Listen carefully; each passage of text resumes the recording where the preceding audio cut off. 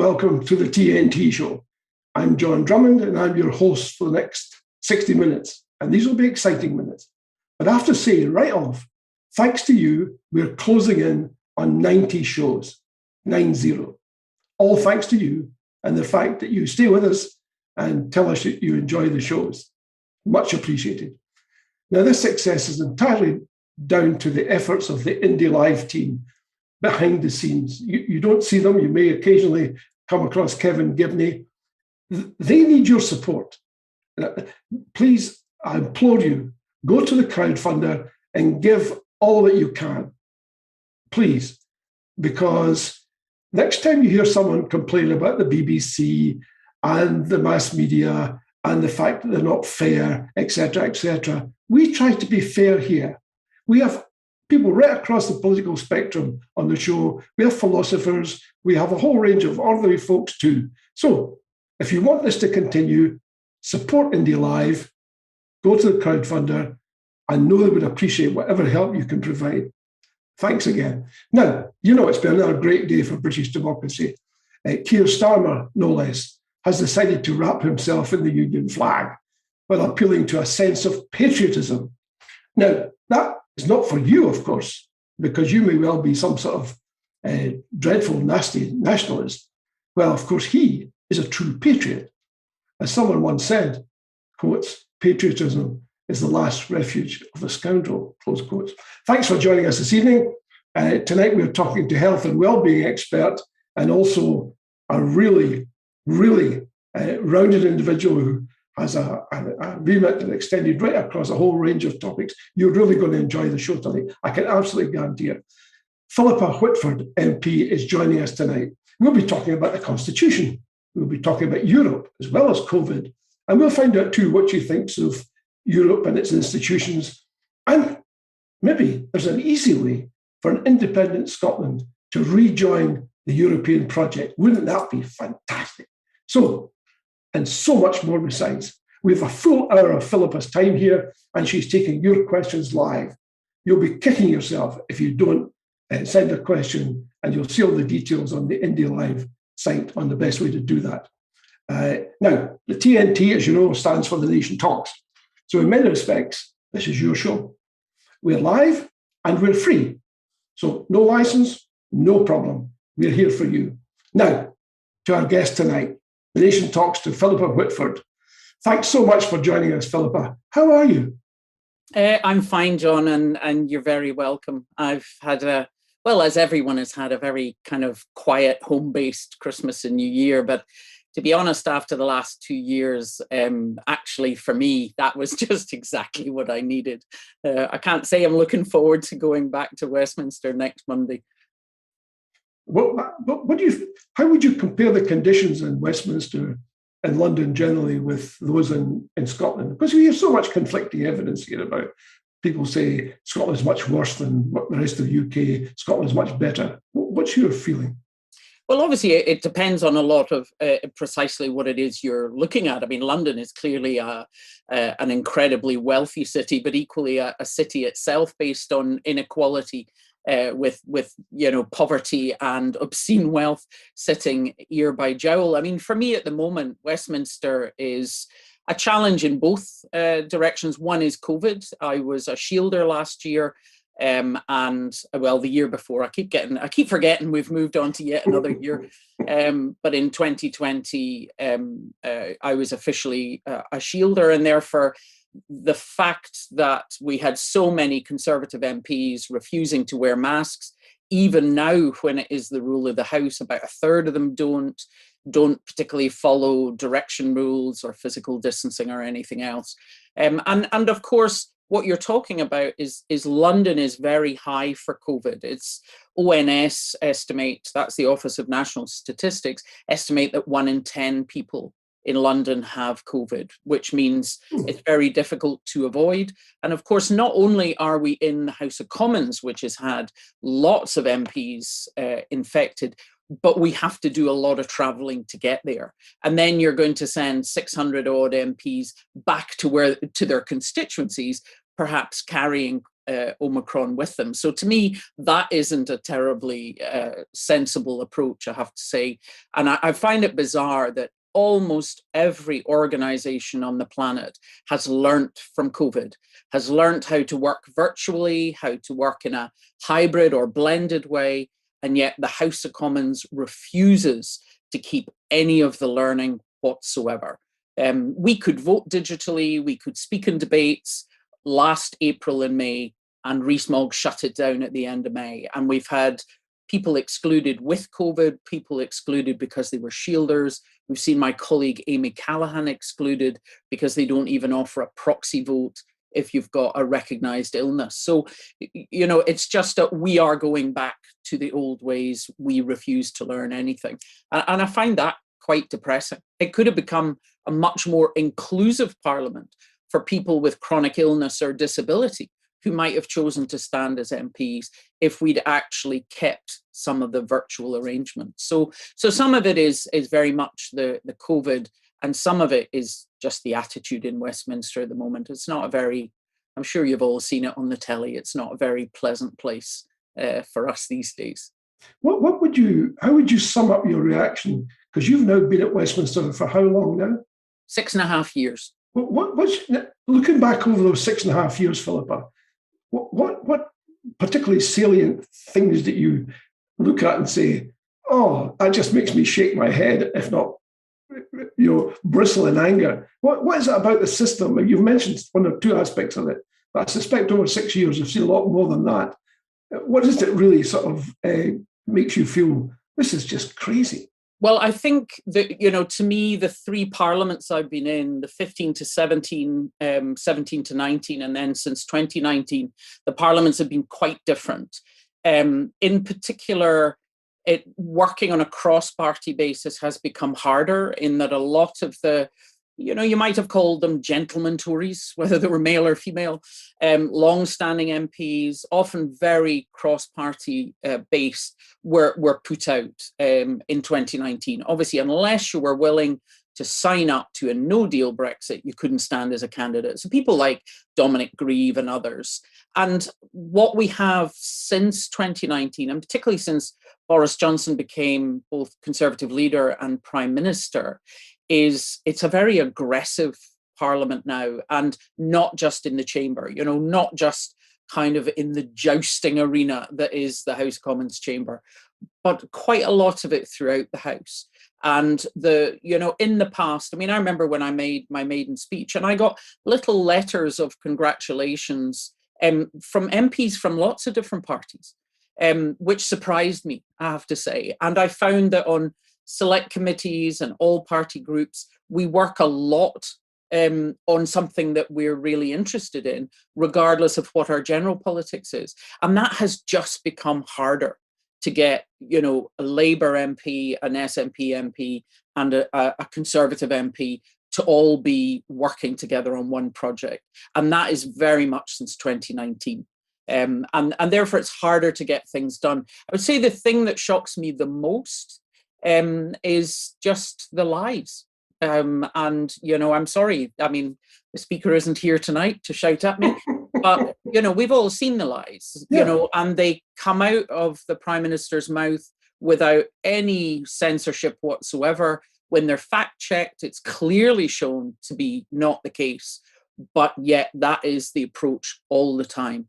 And I find it bizarre that you can lie in the House of Commons. You just simply can't ever accuse anyone else of lying in the House of Commons. Now, I understand all that. I understand the need to have sort of dignified debate and not finger pointing and shouting. It would just be unmanageable.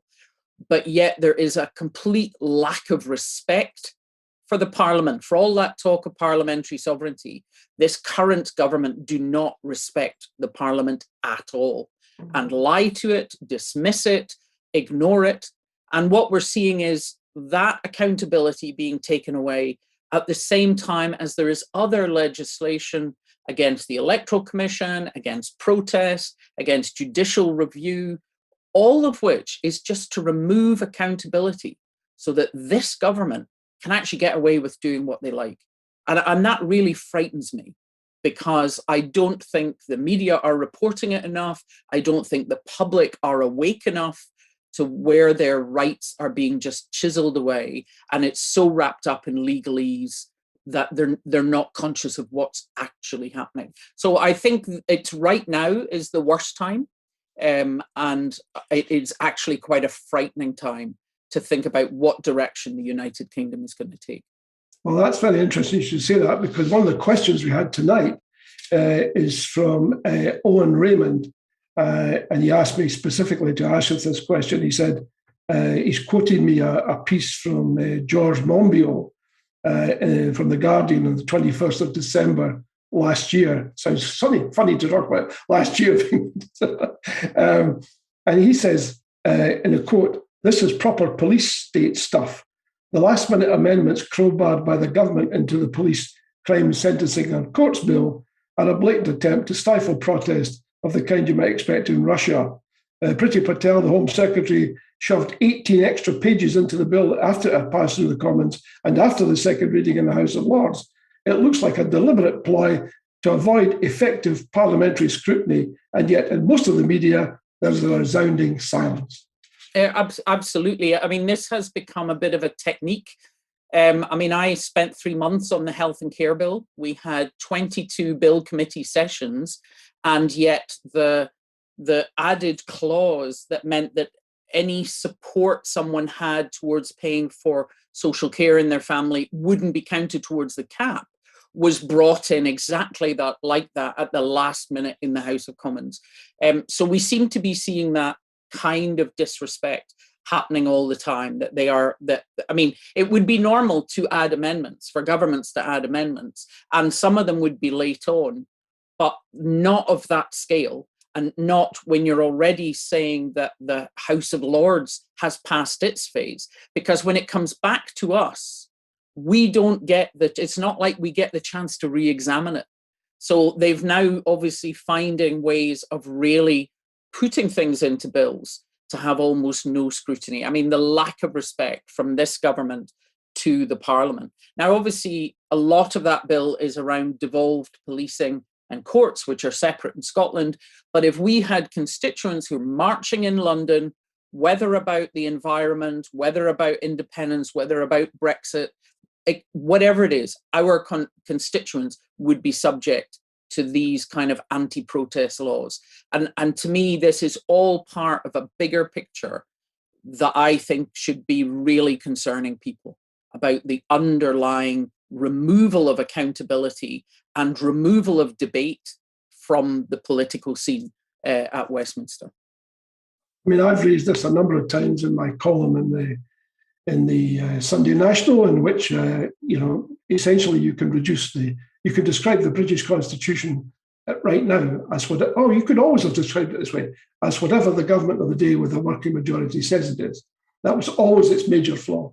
That plus the fact that sovereignty is vested in an institution makes it open to abuse. It's always been wide open to abuse. It's just that this present lot have decided to exercise that abuse to an extent that nobody ever believed any self-respecting executive would do. That's the thing. I mean, it's all been convention and gentlemen's agreement and Erskine May, the ways to behave and what was acceptable. But particularly from the prorogation in 2019, which obviously Joanna was part of leading that case for to show that was illegal. I mean, that was such a drastic and bizarre move to just shut Parliament down because you don't want to argue with them. Should have been a real shot across the bows and warning shot for everyone of what was coming. And obviously that lack of any constitutional dependency also affects us in that, with a stroke of a pen, any government can shut down the Scottish Parliament, can change everything. So there's nothing that is guaranteed because no government can bind a future government. So whether it's the Human Rights Act or anything else, none of us can actually now count on, oh, well, we're safe with that. And I think the direction of travel is so radical that people would be right to be concerned about that. Now, that raises an obvious point, which has been raised by a number of, and by the way, thank you very much, everyone, for your questions. We'll try and get through them. I know there's stacks and stacks there, but we'll try and get through as many as possible. The obvious question that people are raising, Philippa, is this. If it's such a mess, why do you stay there and effectively endorse it? Why don't you just quit and come home and say, to heck with you, we're not going to put up with this anymore? I'd be very tempted. If I didn't have to go next Monday, I'd be a very happy bunny. But we're not an abstentionist party. I think if you're going to do that, you need to stand on that basis. People need to vote for you on the basis that they will not have any direct physical representation in the parliament. I don't think you can take votes as representing people and then just decide that you're not going to. And Sinn Féin, as you know, don't take their seats. And what I saw during the 5 years of Brexit evolving was that Northern Ireland did not have a proper voice in the House of Commons. And the only voice that was there was the DUP, which is, very much on one side of the argument. And, had Sinn Féin been there, the hung parliament of Theresa May, actually their 7 votes would often have swung Brexit votes for us to have moved away from the hard Brexit that we ended up with. So for me, for us to not go, you suddenly have 6 Scottish Tory MPs who say, we are the voice of Scotland in Westminster. And of course, we can't outvote the rest of the MPs at Westminster. That's why we need independence. It's as simple as that. But if we are not there, then the majority view of Scotland on issues like COVID, on issues like Brexit, on issues like social justice, which go way beyond precisely which party you vote for, simply wouldn't be there. So to me, if you want to be an abstentionist party, you need to make that clear before you have an election. You can't just decide not to go and leave the entire stage to, Douglas Ross's cruise. What do you make, on a similar tack, what do you make of Keir Stammer's comments about he will not have any dealings with the SNP before, during, or after the election? And the reason I ask that question is just based on simple arithmetic, Philippa.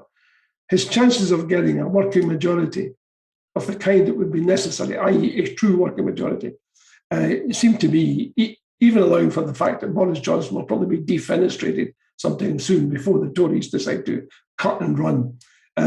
Nonetheless, I suspect he will still end up with maybe, if he's lucky, a double-figure majority. So you'll need SNP support. You'll need 59 MPs somewhere on the line to form a government that would actually be effective, i.e. be in office for anyone about 10 seconds. So what's your view of that? Is that just posturing, or do you think he genuinely takes the advice from people like Gordon Brown when it comes to constitutional politics? Well, I'm sure he probably does listen to Gordon Brown and Anna Sarwar. He certainly doesn't appear to pay an awful lot of attention to Scotland in general, or reading the mood or the views of Scotland, because certainly his last kind of red, white and blue speech, and now this red, white and blue speech, very much is how dare you vote the wrong way in Scotland. Your duty is to return at least 40 Labour MPs to give us a starter for 10. Not about what we'll offer you or what we'll change for you. It's just, you need to vote for us, for our reasons. And that narrative hasn't changed. I mean, in the last one, he didn't actually mention Scotland at all.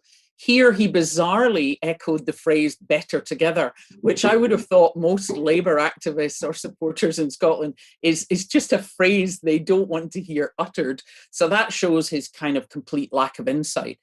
But at the same time, he was saying, oh, well, we'll not target seats the Lib Dems are aiming for to get the Tories out.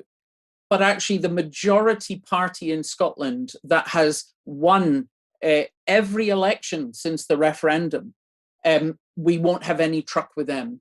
So what does that say? That says to Scottish voters, if you vote what you want, if you vote who you choose and who you've chosen in election after election, we will make sure they have zero influence in the UK government. So to me, he bizarrely is actually making the case for independence, because, you know, the main party in Scotland will be disregarded. And I think you also have to realise it's not that Keir Stammer's Labour Party have suddenly soared up the rankings. It's the fact that the Tories have flushed themselves down the toilet in the last few months. And sad to say, by, you know, whether the elections in May 24 or even May 23, you can't count on Partygate still being the thing that's holding them back. They may not have Boris Johnson as a leader, they may have someone else, or the compliant broadcast and, well, more print media will simply be doing the press releases that they want to gloss over that. You know, we saw the outrage over Dominic Cummings, but that eventually faded away. So, you know, the concern would be that, you know, he's sitting back going, oh yes, we're leading now. But what policies? What is it Labour stands for? What do they believe in? No idea. Absolutely no idea. And certainly no offering to Scotland. I think, I mean, we'll be covering this, Elliot Bullman and I will be covering this in the Constitution column in the Sunday National over the next 2 or 3 weeks. One of the confusing things here, and I would welcome if anyone has any contacts in the Labour Party, particularly in Keir Stammer's office, I would welcome a response to this if they're watching tonight. And it's this: you can be very much in favour of a redistribution of wealth and all the policies that the old Labour Party was formed at its creation to address. But you can do all of that without wrapping yourself in the flag.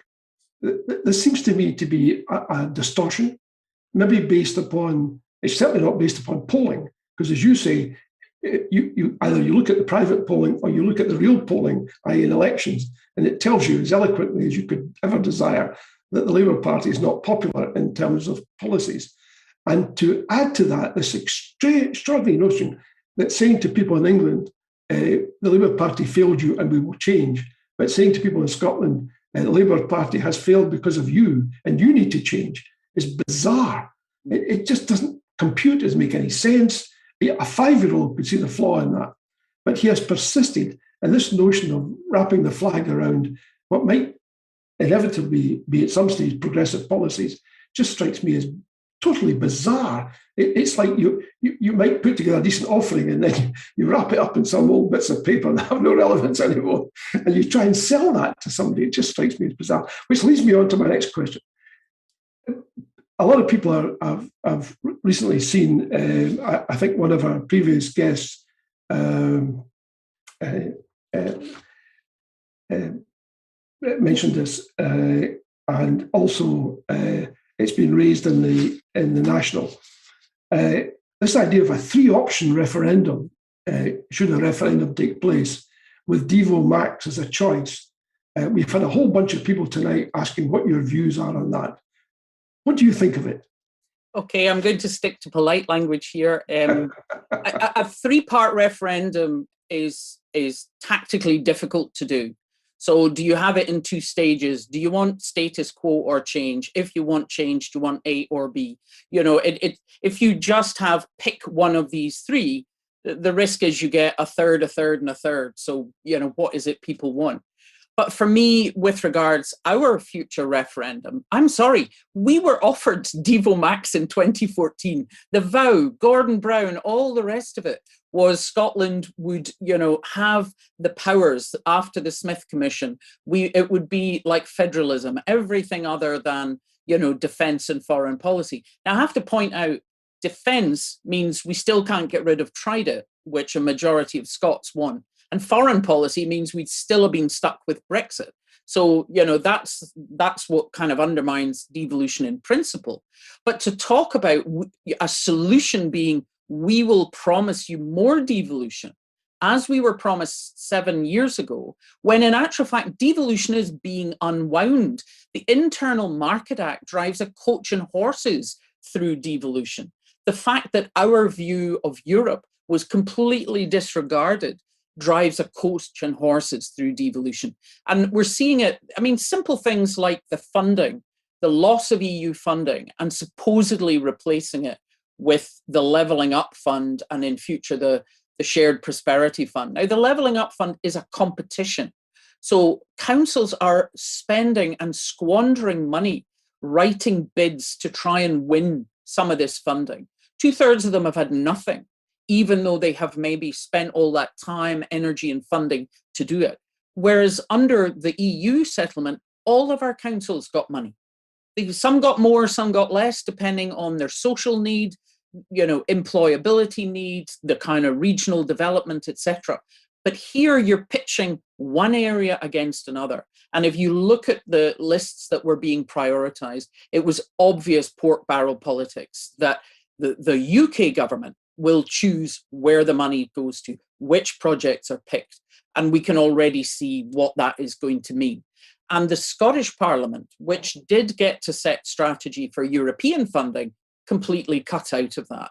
And if you go back to the Internal Market Act, if we wanted to raise the minimum unit price on alcohol, that could suddenly come within the scope of the Internal Market Act.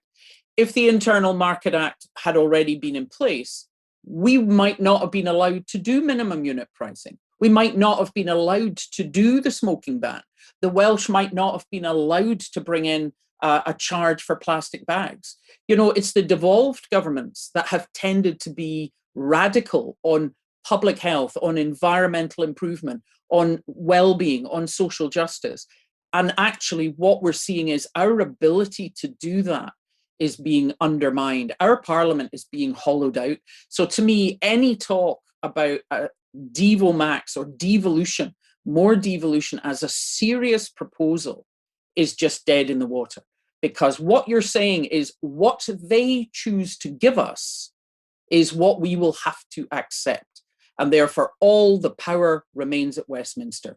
The only thing that gives you control over what is important to you is independence, where we control our own institutions, we control our own future decisions. Devolution is not respected by the Conservatives and is frankly, it's bizarre, as they say, don't interrupt your opponents when they're making a mistake, but that they are attacking what you might see as the middle ground.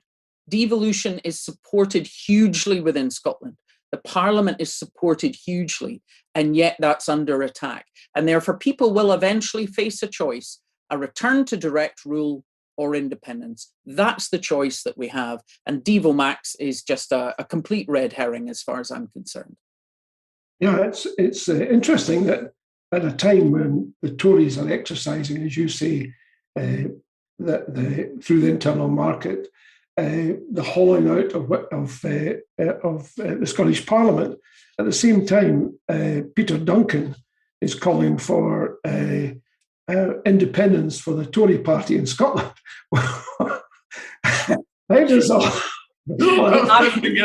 the irony meter is off the scale with that kind of thing. Yeah, you have to laugh. I mean, that whether it's some Labour activists or particularly the Tories saying they want an independent Scottish Tory party, what can you say? You've made our case. Now can we have a totally independent Scottish government with all the powers and levers to deliver what the people of Scotland need? I looked at it. I've heard these rumours for quite some time, and I've heard of various blue groups who are looking at how to reposition the Tories after independence, all kept beneath the radar, of course. But there seems to be somebody sort of popping their head up above the parapet for a moment just to see what the lie of the land is like. But it does seem to me there might be some deeper malaise amongst the Scottish Tories than we perhaps can see on the surface. Well, I think, John, sorry, just before you move on, though, I mean, there will always be a range across the natural political spectrum from, left to right, will always be there in Scotland. So there would always be a party like the Conservatives, whatever it is they would be called, in an independent Scotland. Because and for the Labour Party in Scotland, actually their only future is if they were to actually support independence and be a social democratic party within that. There is a group called the Yes Tories. When I started campaigning back in 2013, Yes, Troon had a Conservative member. You know, the idea that there are not Conservatives who can see an attraction in independence, and particularly the shock of Brexit, when most people within the Conservative Party in Scotland wanted to remain. You know, all of that has moved the tectonic plates. And I think the behaviour of Boris Johnson and his cabinet now is making a lot of people in the Conservative Party in Scotland very, very uncomfortable. Yeah, I would agree with that. And it does seem to me that there's a certain disquiet. I mean, but there is an interesting point here. It's a point I put to Kenny Ferguson, who's a keen advocate of Devo Max and has written about it more recently in the Times.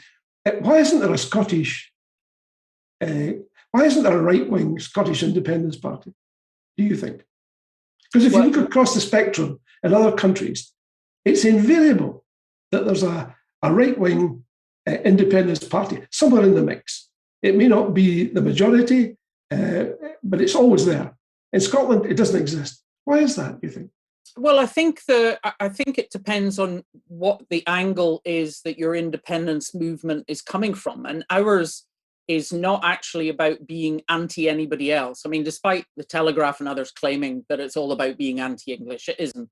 And English Scots for Yes would certainly lay that to rest.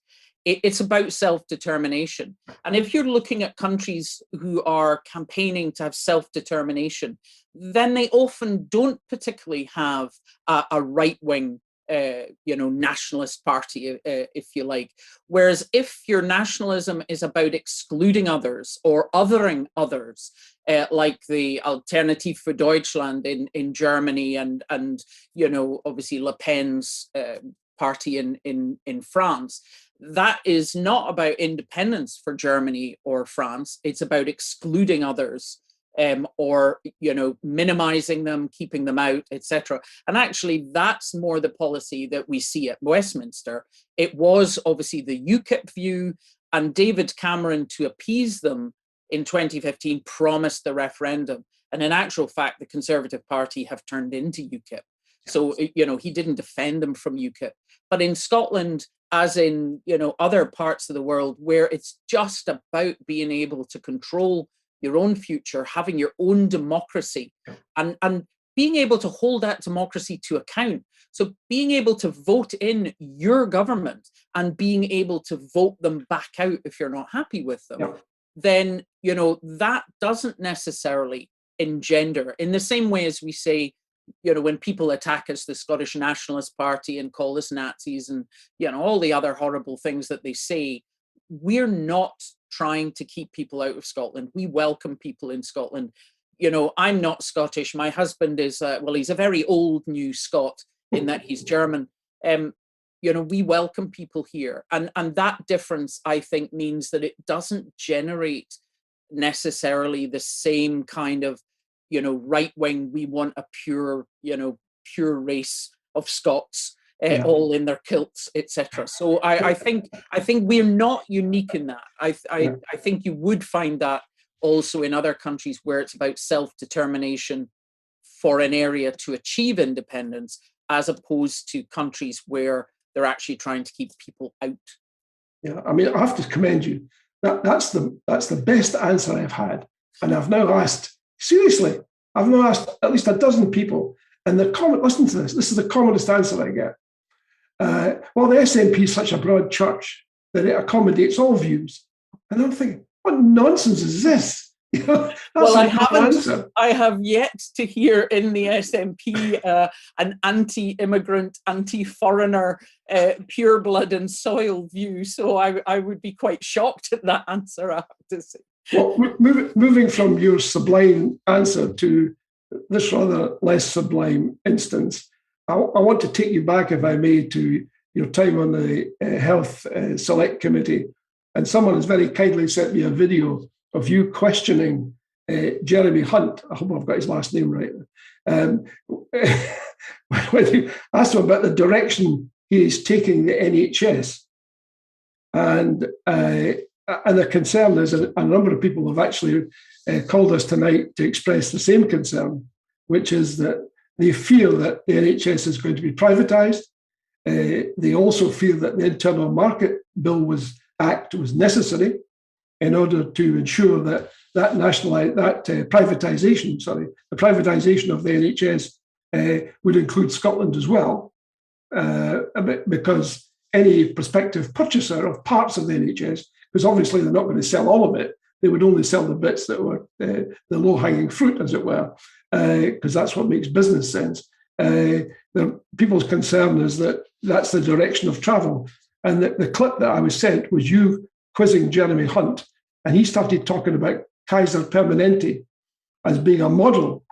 And I mean, you don't have to look too closely at Kaiser Permanente to see that's maybe the least appetizing model you could ever conceive of for the NHS. Would you agree with that?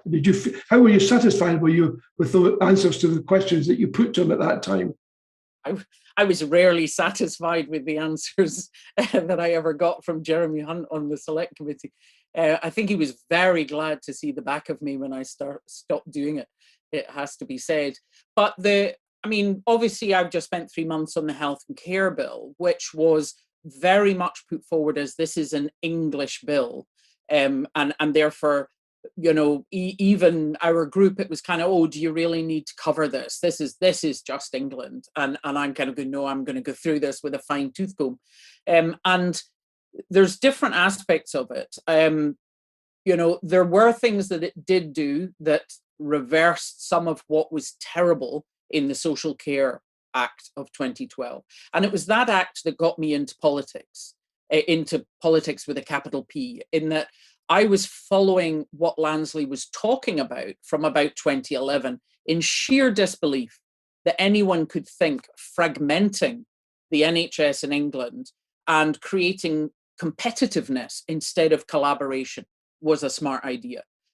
So that was very much what I talked about, and obviously the threat of that to Scotland, in that, if they decide to force us by saying no money for health unless you do what we tell you, then obviously they would be able to do that. Obviously, we're lucky enough in Scotland that we still have a unified, publicly delivered NHS. And even though at this time of terrible backlog, it will be that health boards will buy in hip operations or whatever from private hospitals, we have never given bits of our NHS away to be run by private companies. We haven't given away GP practices, we haven't given away hospitals or community facilities. That is very much what has happened in England. And it isn't just that NHS hospitals have to compete with Virgin, they have to compete with each other. So you have this constant wasted energy of hospitals bidding. And that's what they've had. And what it did very quickly after it came into effect was that all the hospital trusts in England ended up in debt. I mean, billions across the NHS in debt. And also what you started to see was performance going down, A&E performance going down, cancer performance going down. And because you've suddenly got players who are in the game for profit, for them to get profit, they have to deliver less. So while, yes, people say, oh, yes, but you'll still get free care at the point of need, but you won't get totally free care at the point of need. I mean, England is the only nation where you have to pay prescription charges. And today they're raising the age threshold on that. So WASPy women who are stuck waiting for their pension are going to end up not getting even free prescriptions, whereas we've got free prescriptions in Scotland. Many provision of prosthetics or, equipment you would have to pay for. So what you find is people are paying around the edges, even if the core surgery or core treatment that they get is free. And what you can certainly see in the data is a rise in private health insurance, private health care, and also more people just paying what's called out of pocket. They don't have insurance, but when they're faced with it, they go, let's all club together and get mum her whatever, her hip or something like that. And, an approach I totally understand in a family taking. So what you're having is more and more non-governmental money, i.e. private money from individuals going in to pay healthcare in England. So if you look at the OECD figures, the public money going in from the government in England is less than goes in to Scotland. And you've got way more staff who are involved in private care, both through the NHS, but also out with that. And what you now have is that the kind of premium hospitals in England, they used to have a limit that they could only make 2% of their income through private patients. That was raised by the Health and Social Care Act to 49%. So suddenly you've got NHS hospitals who now are really actively trying to bring in private patients, which means they will be queue jumping, they will be getting access to different kind of treatment, and you've already got rationing of a lot of treatments that have been made. This is no longer available, therefore you actually have to go and pay for it privately. So it's kind of snipping away at the edges. Now, while I did welcome that the Health and Care Bill has got rid of what was called Section 75, which is that really almost any service that could be put out to tender had to be put out to tender. And what we were seeing was year after year, almost half or even occasionally more than half of those contracts going to a private company, because they've got a whole team that are, focused on winning contracts. Doctors like me in the NHS, we're not there to write a business case to go out and bid for work. We're there to deliver what is needed. And it is much more cost effective if you're simply going, the population in that area is 500,000 people. We expect this many breast cancers, this many testicular cancers, this many heart attacks. So this is what we need, and you provide it. Whereas what's happened in the Health and Care Bill is it's being sold as, oh, we've reversed the 2012 Act by getting rid of Section 75. But private health companies will be allowed to sit on integrated care partnership boards. Now, the integrated care boards, which is one above that, it's rather confusing, they've both got such similar names, would be a bit like a health board. They will make the final decisions, and we finally got agreement that they would be statutory bodies. Whereas in the time of that Health Select Committee clip, it was still sounding as if private companies might be part of them too. And that would be very much like the American accountable care organizations. So they're not in that. They're not on the final board that will make the decision. But the partnership boards will draw up the strategy for a local area, both in health and social care. And you have private companies are going to be able to be represented on those. And I can't see how that is anything other than a conflict of interest. So rather than individual services being put out to tender, in actual fact, private health has climbed the ladder and will have the ability to influence the decision-making and the budget decision-making for an entire integrated care board area. And I just find that is utterly unjustifiable. And the government didn't accept a single amendment, including basic ones that the NHS should be the provider of choice. So yes, there might be a private company who can do X better than we can because they've got some new gadget. But you should have to justify that. It should always start with that care should be provided by the NHS. I mean, what we see is residential mental health care is nearly all delivered by the Priory now. So the NHS, particularly across England, there's very little provision left that isn't run by a private company. And that is what's happened in England. It is the structure itself being handed over and being run by Virgin Care, by Priory, by others, and therefore breaking it apart. And as you say, the Internal Market Act and the UK government wanting to take control over procurement, them having control over trade deals, all of these things are of real concern as to how they will try to force that into Scotland. And the problem is it isn't just that. You need to be looking at prevention and public health. So if we lose the ability to take action against smoking, against alcohol, against drugs, then we are not going to be able to improve the health and well-being of our population. And one of the other things Keir Stammer bizarrely said today is clearly they still plan to take a very hard-nosed approach on drugs instead of moving to a public health approach, which has been evidenced in places like Portugal and elsewhere. Yeah. So to me, Keir Stammer is just wrapping himself in a union flag. He doesn't have policies. He is not winning. It's the Tories are losing. And I don't think they have any vision for us here in Scotland at all. And they certainly were not interested in defending us and defending devolution in Scotland and Wales from the Internal Market Act. Yeah, I mean, poor Mark Drayford in Wales must be having a torrid time because, every time I watch him, he sounds more nationalist than he did the week before.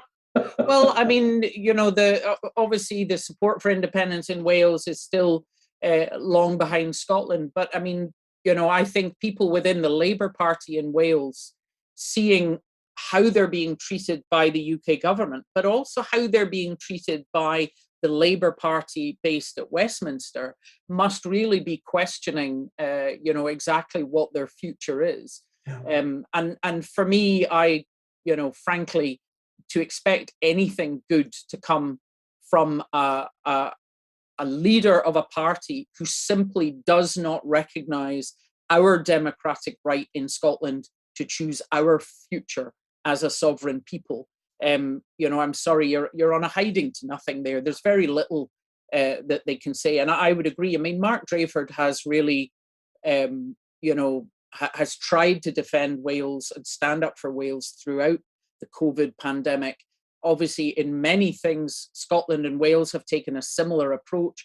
It's Westminster that is out of step rather than us. And as you say, he must be absolutely tearing his hair out because he's still expected to turn around and say, like Anna Sarwar and others up here do, Boris Johnson's a disaster, but we should still let ourselves be ruled by that kind of a disaster. It doesn't make a great deal of sense, does it? So, I mean, to boil it all down and try and summarise it, you would probably perhaps agree with the notion that, as people are telling us tonight, they're worried about the future of the Scottish Health Service because of what's happening in the internal market, coupled with the Health and Care Bill in the South. Well, when the Health and Care Bill came to committee, and I raised different amendments, and a lot of them were on the same line, there wasn't even mention of consultation, let alone legislative consent for the clauses that would already be applied to Scotland, such as wanting health data and so on. They didn't even have the decency to put that on the face of the bill. And I think we need to look at all supposedly English-only legislation and see if there's any economic aspect to it, any business aspect to it. How can you combine it with the Internal Market Act to suddenly make English-only legislation impact on Scotland? And there are several bits within the Health and Care Act that could do that. Okay, I want to move on, if I may. You were leading on health at Westminster, but you're no longer in that position. You're now moved on. Was that something that you wanted to see happen, or did it just happen some other way? No, absolutely. I wanted it to happen. I mean, I've carried the health brief for 6.5 years. I have tried, if anyone has watched debates, I've always tried to contribute authoritatively. I mean, it's almost 40 years that I've been a doctor, so I'm one of the most senior medics in the House of Commons. And I've tried to contribute in that way in debates, even in debates that would not directly impact on Scotland, because frankly, the depth of knowledge across the House of Commons is often pretty shallow. And so I've tried to do that, particularly over the last 2 years with COVID. My doctorate was on breast cancer immunology, so I understand the language, and I was following COVID and reading research papers. And frankly, I was just beating my head on the brick wall that was Matt Hancock and is now Sajid Javid and the Prime Minister. I mean, I raised the issue of asymptomatic spread in the middle of last February. I raised the issue of ventilation. I raised the issue of the need for global vaccine equity if we are ever going to bring this thing under control. And frankly, the rudeness, the dismissiveness, the patronizing approach has just been a pain in the neck. Okay. After the 19 election, I was also made Europe spokesperson.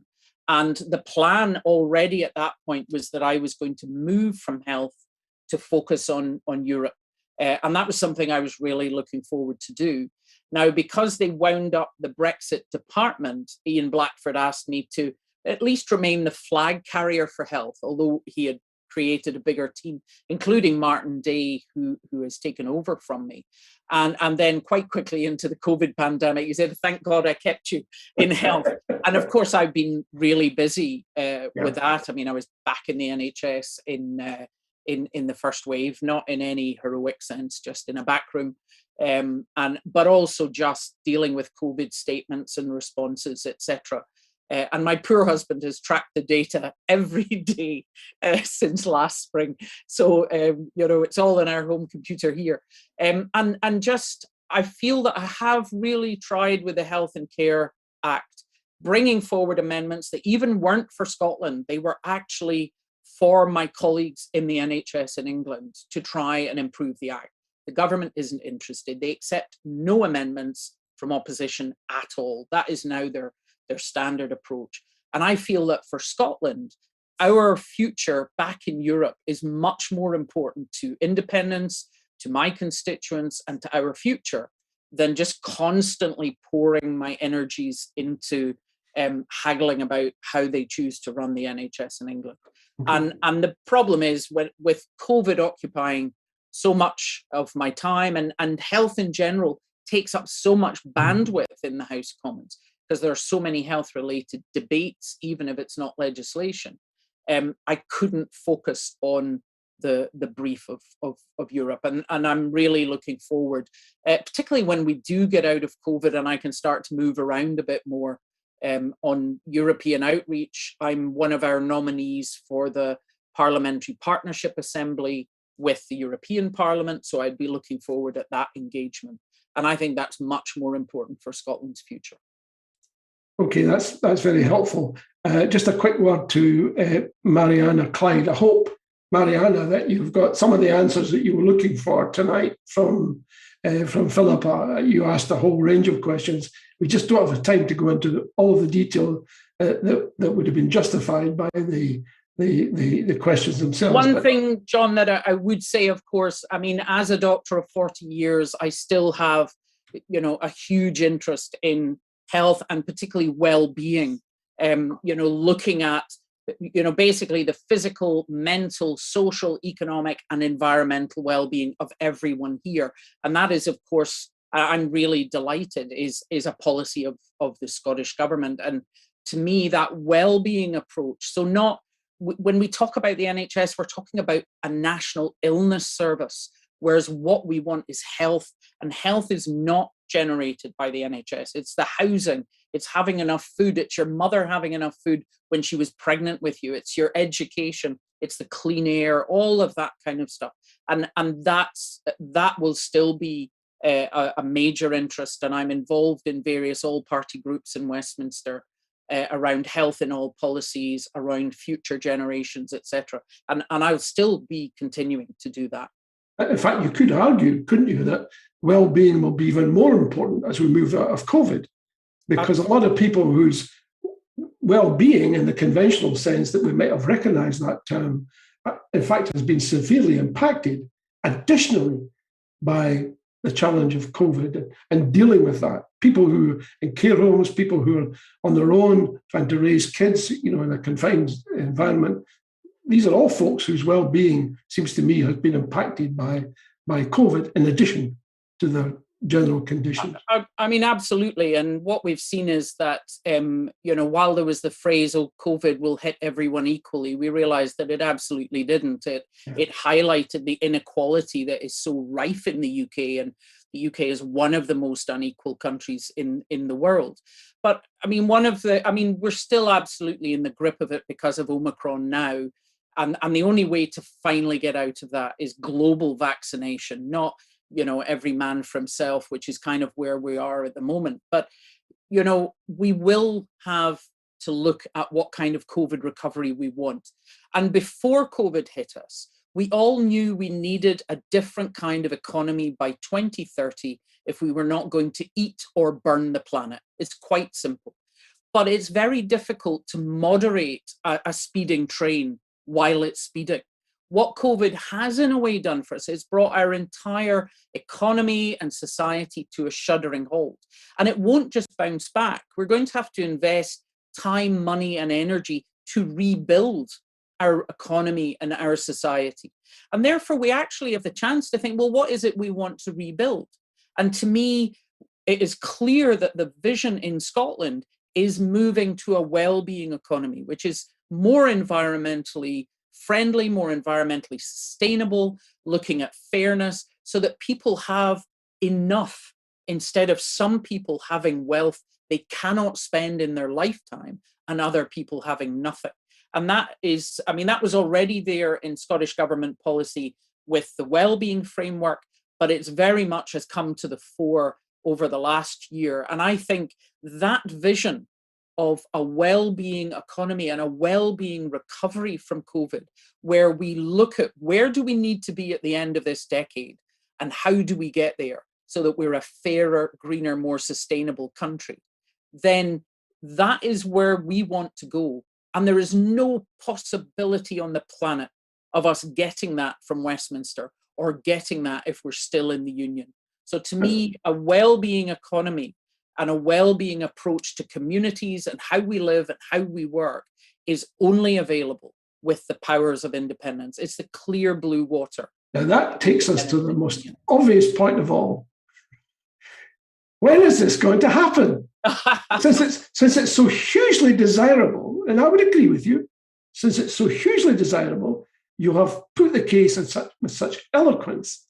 People watching and listening will be cheering you to the rafters, but they'll also be asking, as they have been tonight, when is it going to happen, Philip? Well, obviously, I mean, I would definitely be hoping that we will manage to do it next year. I think that what people need to still realize is the challenge we face isn't actually Boris Johnson, because the decision on, having a referendum, and people say, well, let's just go off and do our own thing. But even after a referendum, if we did our own thing and we vote yes, but the Westminster government is unwilling to negotiate in any fashion at all, then you're still stuck for years and years in limbo, maybe going through the courts. Our problem is that almost half the adult population of Scotland do not have faith in their own country. That is our issue. It's an issue of belief. Now, as an Irish person, and Irish people believe in their own country, no matter what's happening with it. And the Scots have delivered so much of the modern world. I just look on in shock that so many people don't have confidence in a country that is a third of the landmass, that has so much of the marine energy potential, not just of the UK, of Europe, has such fantastic universities, has one of the most highly educated populations in Europe. And yet we still have the, oh no, we couldn't. We need to just stay here and maybe Westminster will give us a bit of money. And what we've seen in COVID right now, the inability of our First Minister to reintroduce furlough, to support the businesses that are impacted by the current Omicron crisis, is because we do not have power over our own resources. But Philip, that's what we need to change. I think most people watching and listening would agree completely with that. But then they would also say, and they would also agree with your point about lack of confidence, but they would also say, but that's a leadership issue.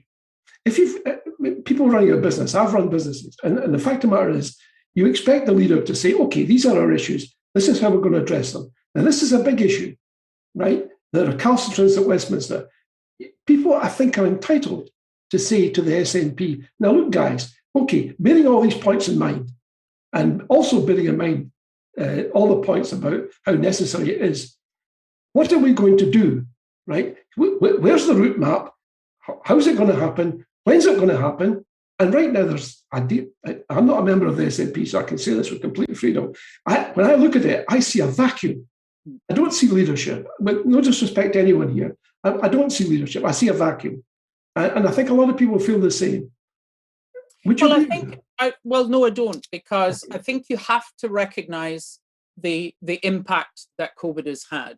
People go, why have you wasted 5 years or whatever it is? Well, I'm sorry. In 2015, when I was elected, we just had a referendum, which we lost. So we didn't stand on the basis of independence. We stood on being a stronger voice for Scotland in Westminster. In 2017, the First Minister demanded a Section 30 after the report, Scotland's Place in Europe, was chucked out after about 6 weeks, and said, we want a referendum. Theresa May countered with a snap election. We lost 40% of our MPs.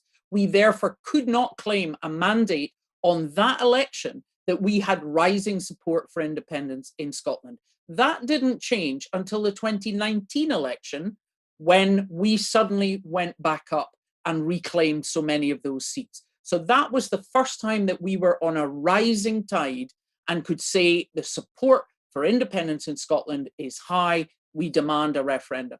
And the First Minister in January 2020 said exactly that. And then COVID hit. And anyone who's on here who think that people who are not, literally mired activists on the constitutional question want to even hear from you at the doorstep, you're deluding yourselves. People are thinking about COVID. And if you look at 2020, the First Minister got support for independence to 58%, not by talking about it, not by declaring a campaign, but because people could clearly see she was doing her darndest to take us through the COVID pandemic as safely as possible. Okay. And in actual fact, that is as important now as it was in 2020. People are working behind the scenes. And I totally agree with you that there will be a need to be coming out with, here's the bits that will be easy, here's the bits that will be difficult, but it will be worth it.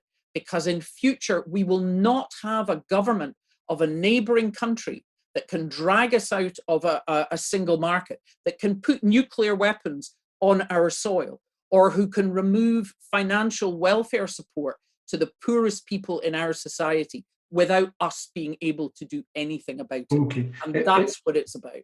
Good. It sounds to me like there's a white paper being prepared somewhere, which is somewhere. You're getting above my pay grade. I'm down the road, not up the road. Nicola, we've run. Philippa, we've run out of time. Promotion. Exactly. Yeah. I was thinking about Nicola when I asked the question. It was blindingly evident. But thank you very much. I really appreciate it. You've given us a whole hour of your time. If you could stick around for a few seconds after we're through, I would greatly appreciate it. Let me just say a few concluding remarks, if I may. I always say we've got great guests on the show, but the reality is that I think tonight has demonstrated that more comprehensively than any words I could actually say. A big thank you to Philippa, and a big thank you to all of you out there watching the show and joining us tonight. I hope you've enjoyed it as much as I have. It's been remarkable. As ever, we have a formidable list of guests lined up for future shows. This is the place for the big hitters, as tonight has demonstrated. Go on to the What's On guide, you'll see the details. We'll be back next week with another special guest. Also, another reminder, do look out for my column in the Sunday National this weekend. I'll be dealing with Keir Stammer's flag waving and also Lord Duncan's approach to the Scottish Tories. Thanks again. I hope you'll join us next Wednesday. And remember, it's been a great day for British democracy. As we discussed with Philippa, the Labour Party is saying to folks south of the border, quotes, we were wrong and we must change. It's also saying at the same time to Scots, you were wrong and you must change. So, to all of you, thanks for joining us. Stay safe. Please take care. Oh, by the way, before I go, did you support the crowdfunder? If you didn't, now's the chance to do so. Thank you again. See you next week. Take care.